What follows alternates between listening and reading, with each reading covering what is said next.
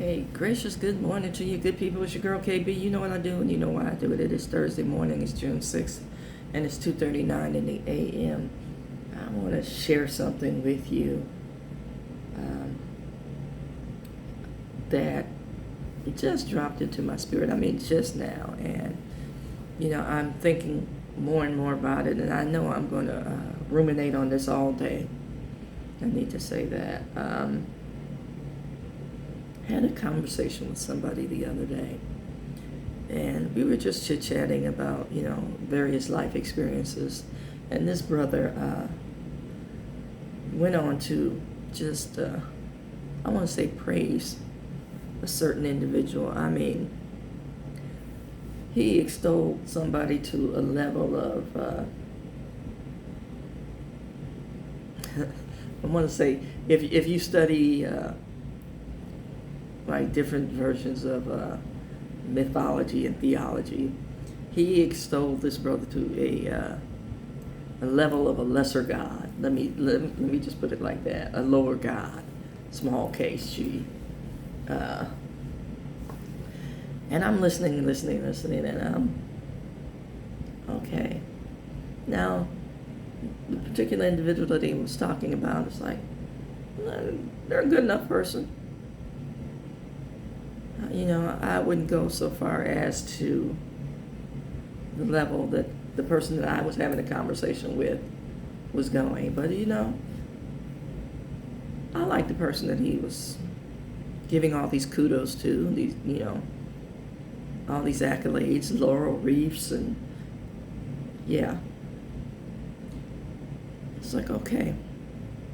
But see, I'm the type of person that listens to what's not being said, the spaces in time,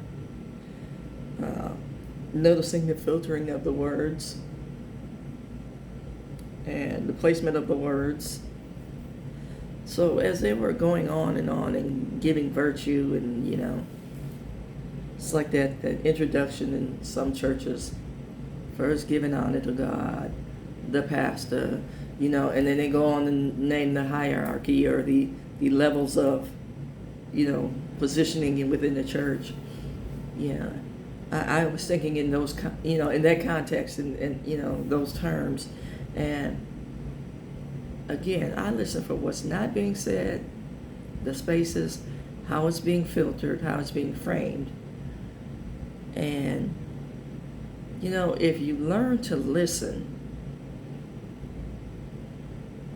it gives you a level of discernment that most people don't get. If you learn to listen, pay attention to that phrase. If you learn to listen,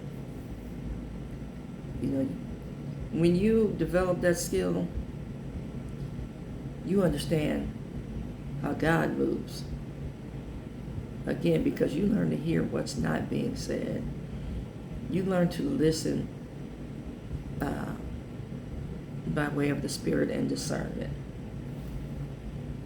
So again, I wouldn't assign all the characteristics that were, defined and assigned by this particular individual, because I hear and see the things that shape. And hopefully, I can impart that level of wisdom to this particular individual, because they live by their feelings. And, just share that your feelings won't be as hurt if you learn to listen. Amen. And that's a serious theological message if you think about it. If you learn to listen, your feelings won't be as hurt. Amen. Think about what was said in the context of how it was said and what I just told you. if you learn to listen.